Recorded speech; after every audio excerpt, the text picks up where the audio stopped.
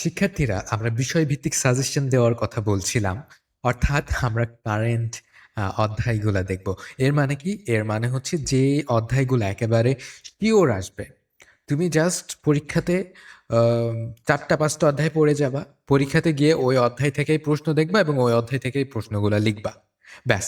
তো এই যে কারেন্ট অধ্যায়গুলা নিয়ে আমাদের প্রত্যেকটা বিষয়ের উপর আলাদা, আলাদাভাবে ডেডিকেটেড আ মাস্টার ক্লাস থাকবে, সাজেশন ক্লাস থাকবে। তো আমরা এ পর্যায়ে দেখব পদার্থবিজ্ঞানের। আচ্ছা, পদার্থবিজ্ঞান নিয়ে কিন্তু তোমাদের চিন্তার শেষ নেই। কেননা এখানে জাস্ট শুধু কনসেপ্ট না কিন্তু।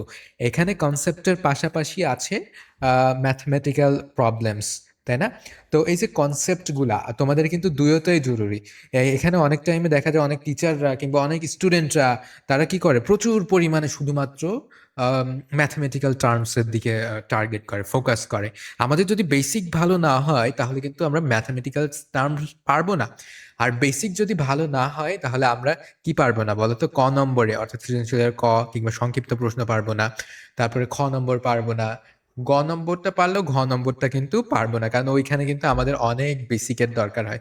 তো পদার্থবিজ্ঞান পড়তে গেলে আমাদের অবশ্যই কি লাগবে? আমাদের কিন্তু অবশ্যই বেসিকটা জানা লাগবে বা বেসিকে একেবারে পাকাপোক্ত হতে হবে। ঠিক আছে? একদম বেসিকে মাস্টার হতে হবে আমাদেরকে প্রথমত। ঠিক আছে? তারপরে গিয়ে আমরা কিন্তু ম্যাথ করতে পারবো। সো সবার আগে যেটা করতে হবে বেসিকে আমাদেরকে ক্লিয়ার করতে হবে। আচ্ছা, বেসিক যদি ক্লিয়ার না হয় তুমি ম্যাথ কিভাবে সলভ করবা? তাই না? তবে বেসিকটা যদি ক্লিয়ার হয়ে যায় তুমি কি করতে পারবা? তোমার এই ম্যাথগুলা কিন্তু এনজয় করতে পারবা। এনজয় করে পড়তে পারবা। এখন প্রশ্ন হলো তোমার হাতে তো আর মাত্র ৬ মাস। এই ৬ মাসে কি পদার্থবিজ্ঞানে A+ পাওয়া সম্ভব? অবশ্যই। ৬ মাস কেন? তুমি ২ মাসে ২ মাসে একদম A+ পাইতে পারো। যদি তুমি একটু ব্রিলিয়ান্ট হও কিংবা একটু যদি ভাগ্যবান বা ভাগ্যবতী হও তাহলে মাত্র ২ মাস পড়ে তোমার হচ্ছে এসএসসিতে ফিজিক্সে A+ পাওয়া পসিবল। ঠিক আছে? তো চলো আমরা কিভাবে পদার্থবিজ্ঞানের কিন্তু অনেকগুলো অধ্যায় আছে। ১৩-১৪টার বেশি অধ্যায় আছে। সো ওইখানে আমরা কিভাবে এত হিউজ অধ্যায় পড়বো না কি করব? কিভাবে আমরা আ ২ মাসে আমরা পদার্থবিজ্ঞানে A+ পেতে পারি। আমরা দেখাবো। ঠিক আছে? আ একদম প্রমাণ সহকারে দেখাবো। আচ্ছা, তো এখানে আমাদের যে টপিকটা এই ভিডিওতে সেটা হচ্ছে অর্ধেক সিলেবাসে শতভাগ সাফল্যের স্মার্ট রোড ম্যাপ। এর মানে কি? এর মানে কি আমরা কি সিলেবাস অর্ধেক সিলেবাস? আমাদের অর্ধেক না তো ফুল সিলেবাস। কিন্তু ফুল সিলেবাসের ভেতরে অর্ধেকটা যদি আমরা কভার করতে পারি তাহলে আমরা কি করতে পারবো?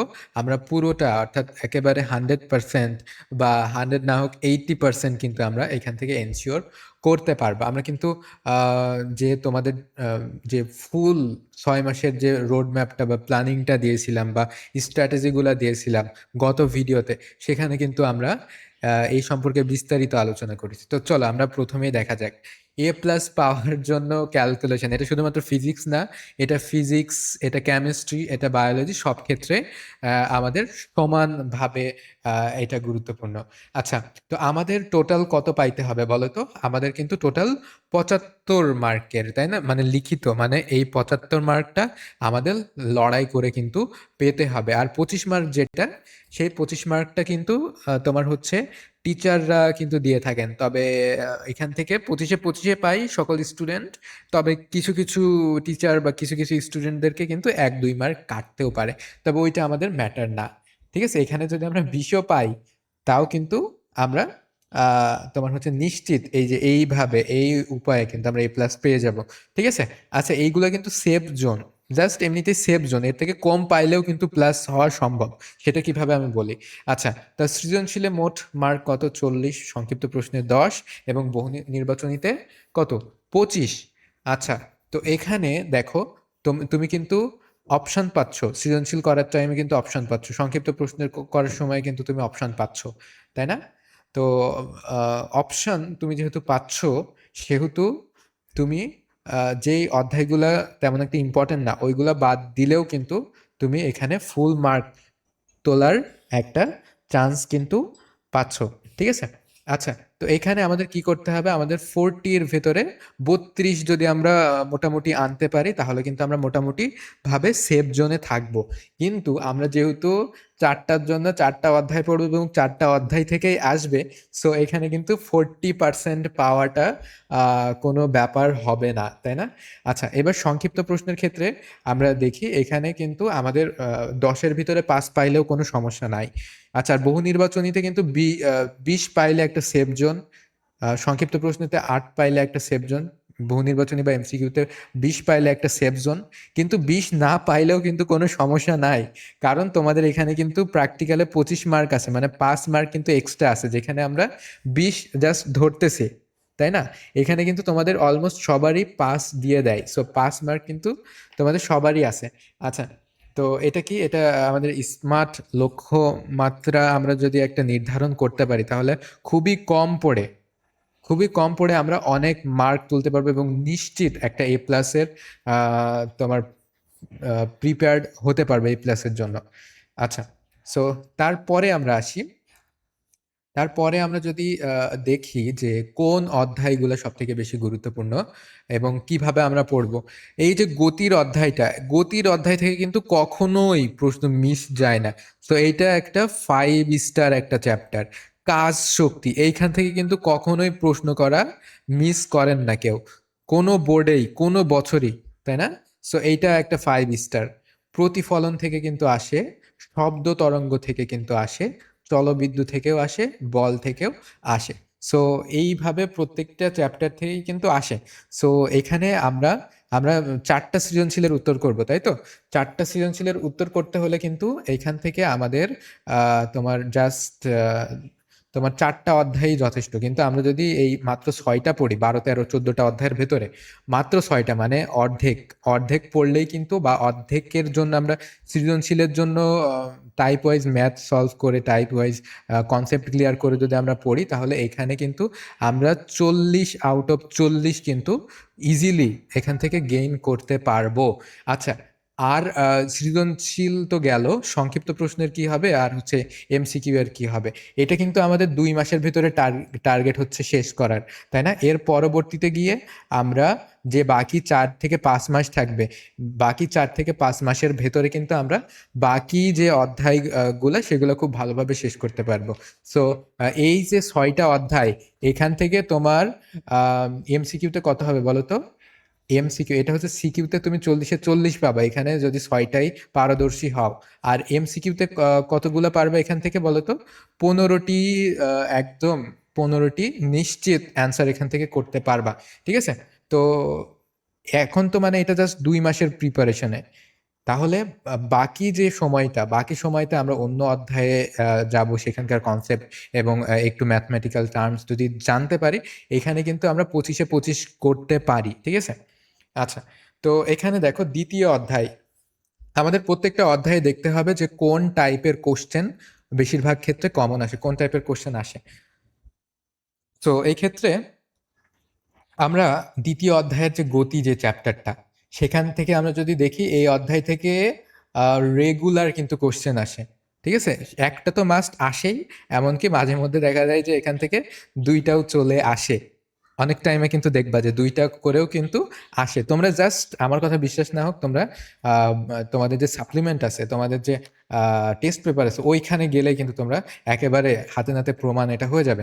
তারপরে এখানে কি, এখানে তুমি সমীকরণে যদি পারদর্শী হও এবং এখানে বেশ কিছু সমীকরণ জানা থাকলে তো এর ভিতর থেকে অনেক কিছু নির্ণয় তুমি করতে পারবে।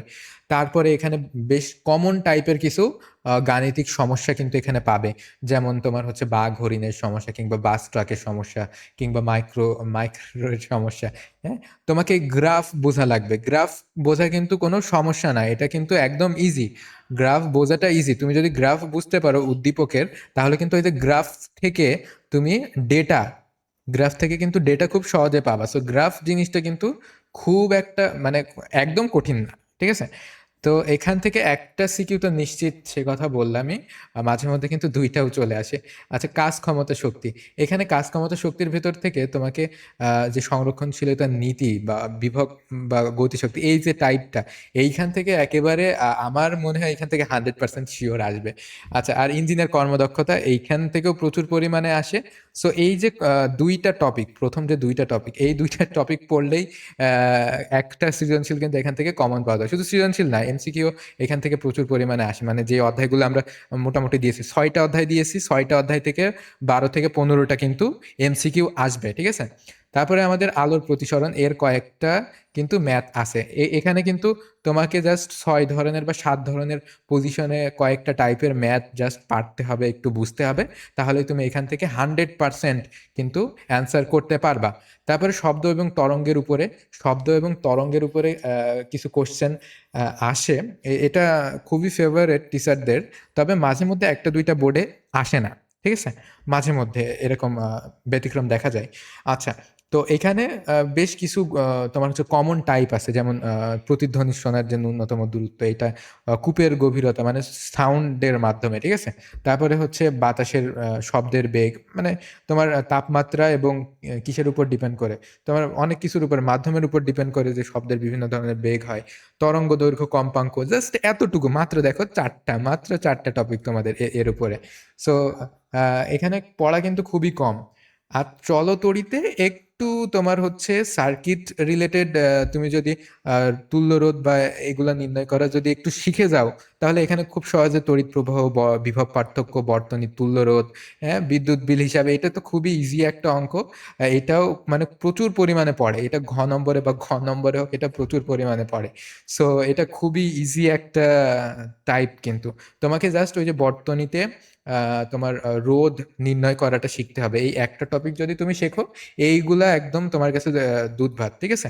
আচ্ছা, তারপরে আমাদের তৃতীয় অধ্যায়টা, এটা হচ্ছে এর পরবর্তীতেই। তো তৃতীয় অধ্যায়ে আমাদের ভরবেগের সংরক্ষণশীলতা নীতি, ঘর্ষণের ফলে কি হয়, নিউটনের দ্বিতীয় সূত্র, তারপরে হচ্ছে ঘর্ষণ বল, জড়তা, হ্যাঁ, এইগুলা নিয়ে কিন্তু আমাদের তৃতীয় অধ্যায়ে আসে। সো এই তো এই বিষয়গুলা থেকে আমাদের কিন্তু একটা আসতেই পারে। তবে এই যে তৃতীয় অধ্যায় থেকে, এইখান থেকে আমি সকল বোর্ডের জন্য আমি গ্যারান্টি দিতে পারি না, দু একটা বোর্ডে হয়তো মিস চলে যেতে পারে। সো আমাদের কিন্তু 6টা আছে, 6টার ভেতর থেকে 4টা আমাদের অ্যান্সার দিতে হবে। তো এইখান থেকে কিন্তু প্রশ্ন কখনোই মিস করে না কোনো বোর্ডে। তোমরা একটু যদি খেয়াল করো, একটু যদি রিসার্চ করো, তাহলে কিন্তু এটা বুঝতে পারবা। আচ্ছা, তো তোমার নির্ভুল লক্ষ্য, এটা আমি তোমাদেরকে একটা নির্ভুল লক্ষ্য দিয়ে দিলাম, ঠিক আছে, অল্প পড়ে যাতে তোমার হচ্ছে বেশি বেশি রিভিশনের সুযোগ পাওয়া যায়, এবং এই অধ্যায়ে যেন তোমার 100% এনশিওর করতে পারো, সেটার একটা তোমার প্ল্যানিং তোমাকে দিয়ে দিলাম, সেটার একটা লক্ষ্যমাত্রা তোমাকে নির্ধারণ করে দিলাম। তারপরে দেখো, কমন টপিকগুলো আয়ত্ত করলে 32% তোলা কিন্তু একেবারে নিশ্চিত ব্যাপার। এখানে আমি বলবো যে তোমাকে 40-এ 40 পাইতে হবে। কারণ কি, কারণ আমি তোমাকে 6টা অধ্যায় দিচ্ছি, 6টা থেকে 6টা প্রশ্ন আসবে, সেখান থেকে কেন তুমি 4টা শিওরলি করে আসতে পারবা না, তাই না? সো এখান থেকে তোমার করতে হবে 40-এ 40, এখান থেকে পাইতে হবে, যেহেতু এমসিকিউ এ আমাদের এমসিকিউ এর জন্য আরেকটু লড়াই করতে হবে। আচ্ছা, তো এইভাবে তুমি বোর্ডের যে প্যাটার্নটা ফলো করবা, বোর্ডের কয়েকটা কোশ্চেন সলভ করবা, টাইপ ধরে ধরে করবা, তাহলে কিন্তু তোমার কোনো সমস্যা নেই। সো একদম কোনো সমস্যা থাকবে না, একদম গ্যারান্টেড তুমি A+ পেয়ে যাবে ফিজিক্সের ভেতরে। আচ্ছা, তো এই যে 6টা অধ্যায় কিন্তু তোমার জন্য যথেষ্ট, A+-এর জন্য যথেষ্ট, ঠিক আছে। তো কোনো প্রশ্ন থাকলে অবশ্যই প্রশ্ন করতে পারো, প্রশ্নের জন্য কমেন্ট বক্স খোলা থাকবে। আমাদের যে ডিসক্রিপশনে তোমরা একটা লিঙ্ক পাবে, আমাদের যে গ্রুপটা, তোমাদের SSC 27কে লক্ষ্য করে যে গ্রুপটা, সেই গ্রুপটা কিন্তু তোমরা নিচে ডেসক্রিপশনে পাবে। সো গ্রুপে অবশ্যই জয়েন হয়ে যাবে। আচ্ছা, thank you so much everyone. এইবার আমরা কোন সাবজেক্ট নিয়ে আলোচনা করব বলো, আমরা কি কেমিস্ট্রি নাকি বায়োলজি না কোন সাবজেক্ট, অবশ্যই কমেন্ট করে জানাবা যে কোন সাবজেক্টের উপরে তোমরা স্মার্ট প্ল্যানিং চাও।